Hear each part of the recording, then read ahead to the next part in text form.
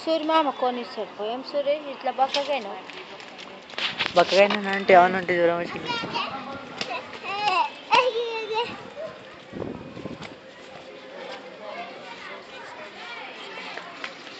కింద పడతా